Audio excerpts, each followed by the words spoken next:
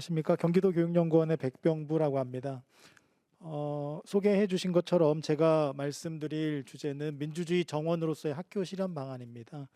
학교를 민주주의의 정원으로 만들자. 그렇게 하려면 어떻게 해야 되냐. 뭐 이런 얘기들을 말씀을 드리겠습니다.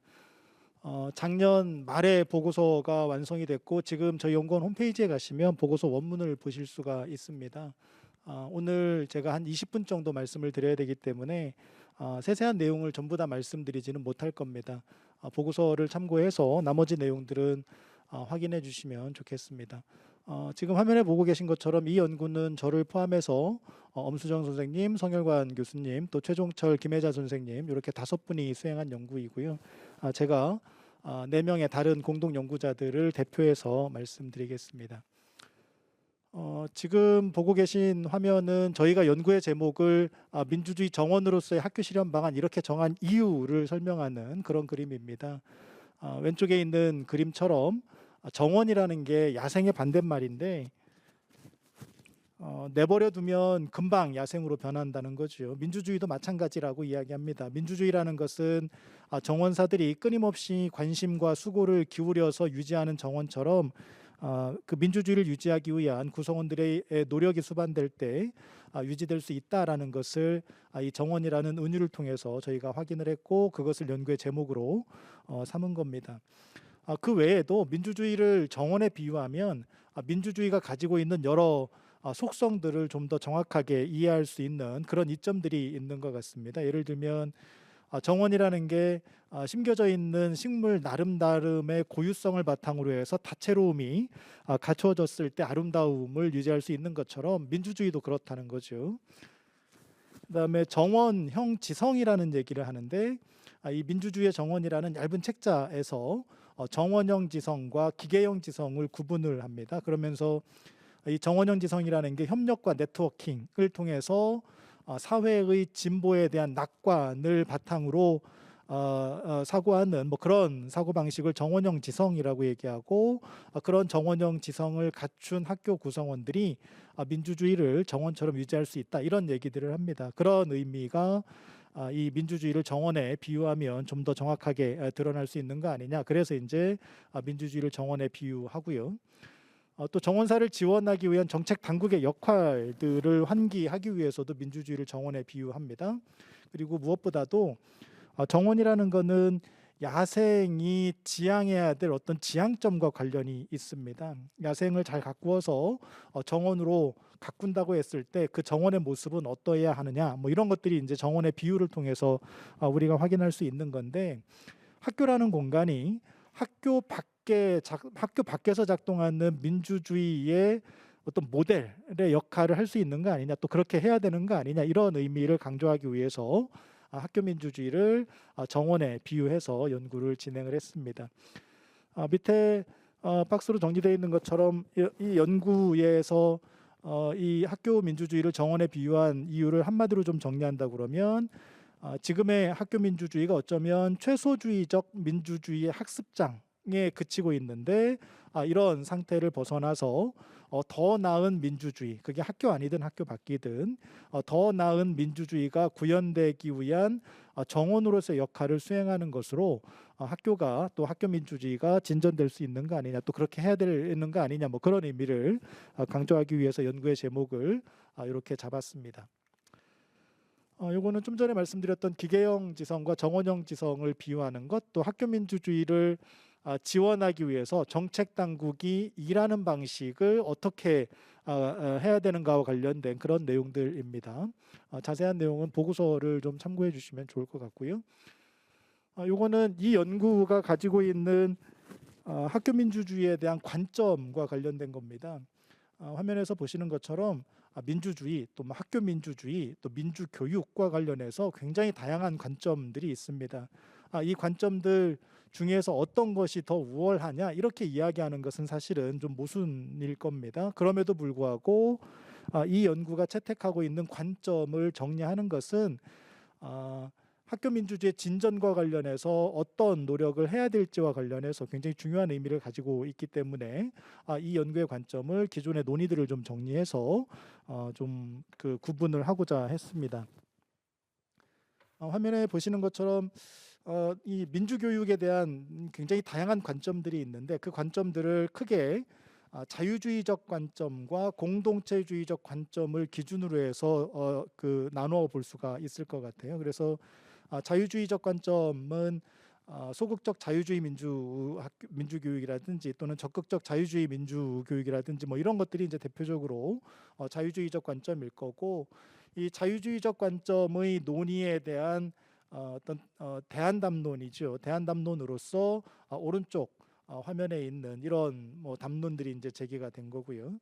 오른쪽에 있는 담론들을 보편주의와 특수주의라는 기준으로 또 구분을 해볼 수가 있을 것 같습니다. 보편주의하고 특수주의를 구분하는 기준은 민주적인 합의가 가능할 건가, 또 이 민주적인 합의가 어떤 성격을 갖는 것인가, 이걸 기준으로 좀 구분을 해볼 수가 있을 것 같아요.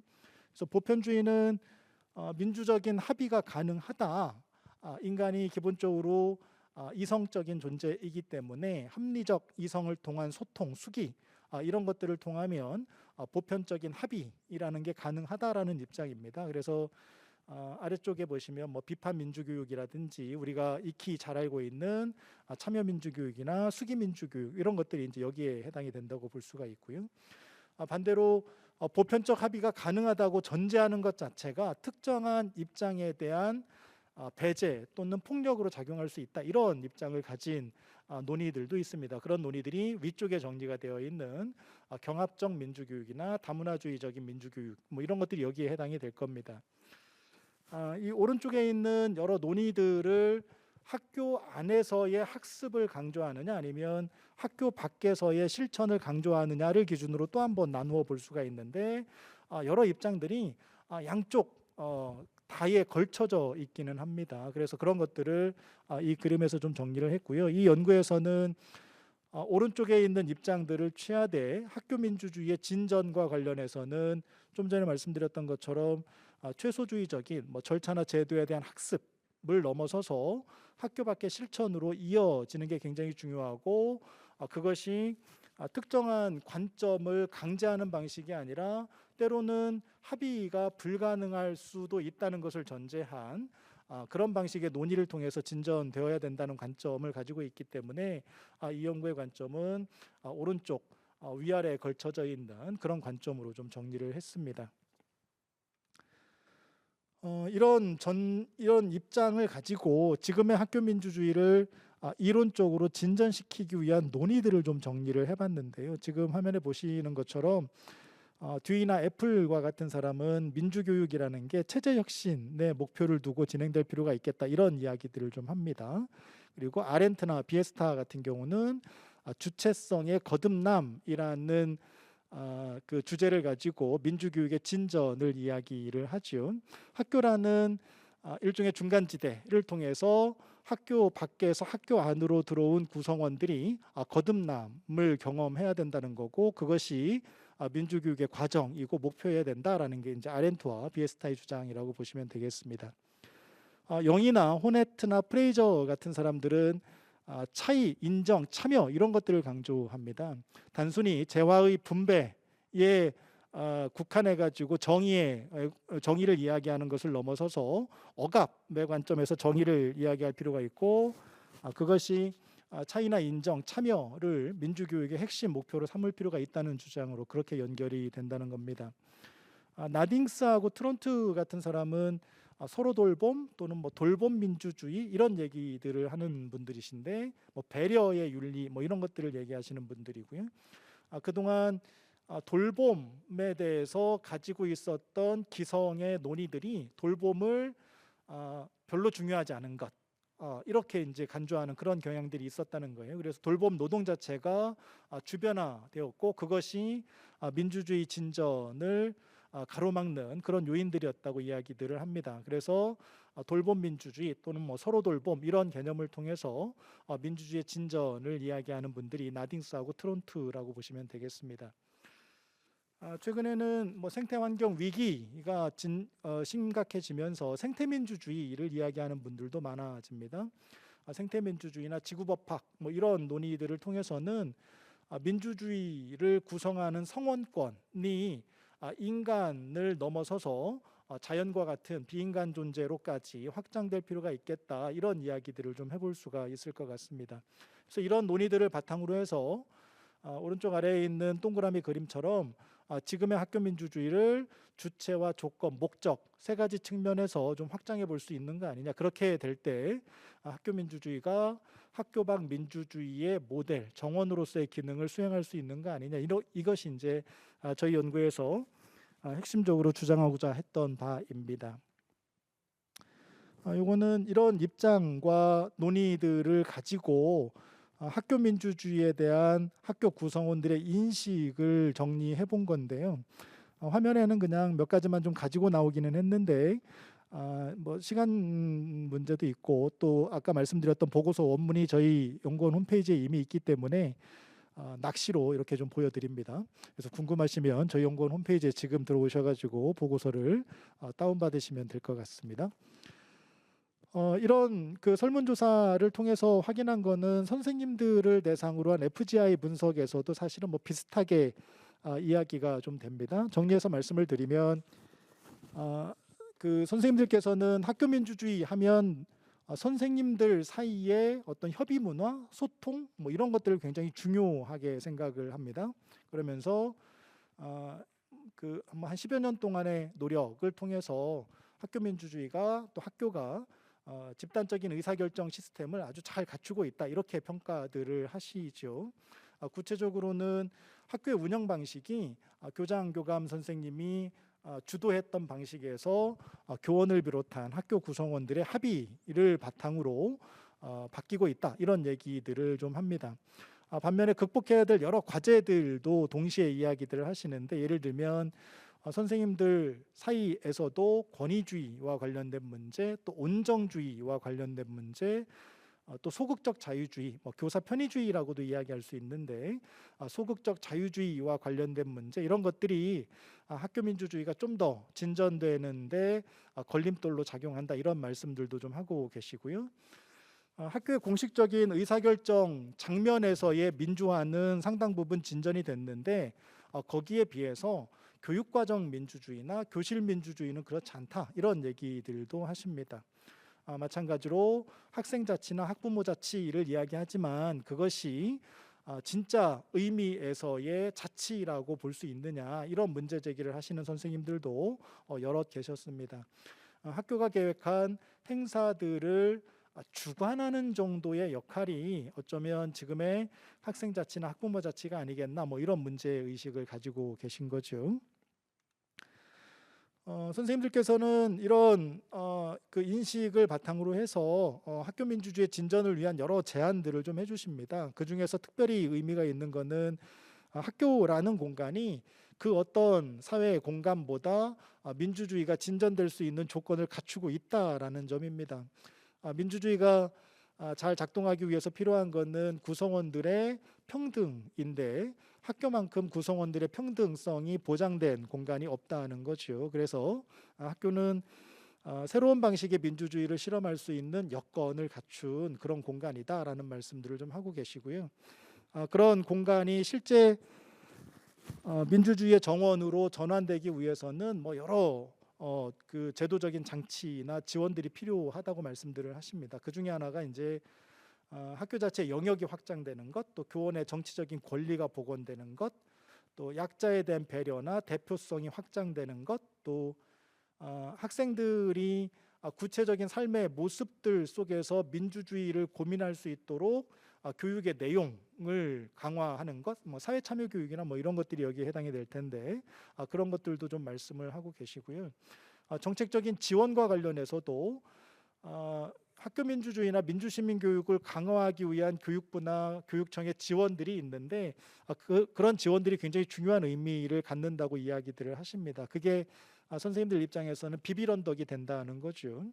학교 민주주의가 필요하고 지금보다 좀 더 나은 형태로 구현되어야 된다는 문제의식을 가진 선생님들이 그런 정책에 기대서 이러저러한 일들을 해볼 수 있게 된다. 그래서 정책적으로 지원하는 것은 굉장히 중요한 비빌언덕이 된다, 이런 얘기들을 하십니다. 동시에 그런 정책적인 지원이 성과주의로 결부되면 그것은 오히려 지원하지 않는 것만 못하다 이런 얘기들도 하십니다. 그런 논의들은 아까 앞에서 잠깐 보여드리고 넘어갔던 정책 당국이 지원과 관련해서 어떤 방식으로 일들을 해야 되느냐와 관련된 그런 논의하고도 연결이 됩니다.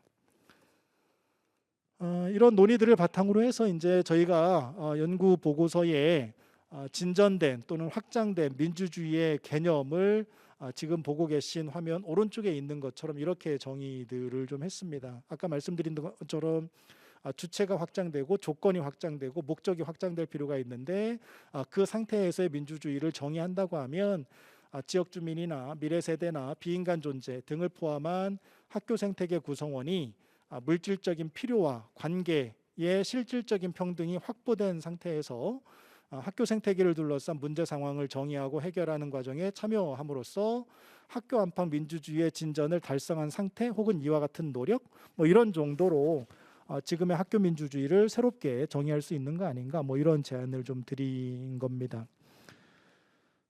지금 보고 계신 화면은 이렇게 진전된 민주주의를 구현하기 위해서 해야 될 일들 몇 가지를 좀 정리한 건데요. 맨 아래쪽에 있는 것처럼 전제 조건이 필요합니다. 민주주의가 학교 민주주의든 학교 밖의 민주주의든 민주주의가 가능하려면 자치할 수 있는 영역이 보장돼야 된다는 거죠. 그래서 교육자치나 학교자치의 강화와 관련해서 몇 가지 제안들을 정리를 좀 해놓은 거고요.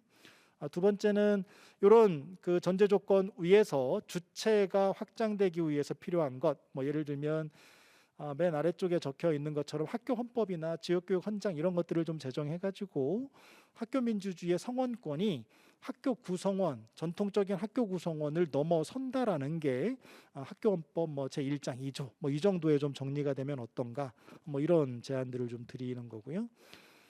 조건의 확장과 관련해서는 교육과정 민주주의와 관련된 내용도 있고 또 학교 운영위원회 기능의 정상화나 성원권의 확대와 관련된 내용들도 좀 제안을 드렸습니다. 수기민주주의 또는 직접민주주의에 의한 의사결정의 확장과 관련된 확대와 관련된 뭐 이런 내용들도 좀 드렸고요. 무엇보다도 학생들의 배움에 대한 자기결정권이 좀 강화될 필요가 있고 그런 학생들의 자기결정권을 보장하기 위해서 지금과는 좀 다른 방식의 교육과정 편성 운영 체제 이런 것들이 좀 마련될 필요가 있겠다 이런 제안들도 같이 드렸습니다. 목적의 확장은 학교 민주주의라는 게 학교 밖의 민주주의의 모델 정원으로서 기능하기 위해서는 학생들의 사회참여 교육이라든지 이런 것들이 지금보다 훨씬 더 강화된 형태로 진행될 필요가 있겠다 이런 제안입니다. 그래서 지금 보시는 것처럼 뭐 교원이나 학생의 정치적인 권리를 확대하는 것, 또 논쟁 수업을 확장하는 것, 또 학교 안팎의 현안들을 학교 교육 과정으로 가지고 오는 것, 뭐 이런 얘기들을 좀 제안을 드렸고요. 학생들이 지역 사회의 현안을 가지고 주관하는 포럼, 뭐 이런 것들도 개최하는 것이 목적의 확장과 관련해서 지금 당장 학교가 해볼 수 있는 그런 일이지 않겠나 이런 생각을 좀 합니다. 네, 이렇게 해서 제가 배당받은 20분은 다 채웠고요. 자세한 내용들을 좀 더 말씀을 좀 드리고 싶은데 그 내용은 저희 연구원 홈페이지에 오시면 보고서를 통해서 확인하실 수 있으니까 확인하시고 이따가 좀 더 시간이 되면 더 이야기를 했으면 좋겠습니다. 네, 감사합니다. 고맙습니다.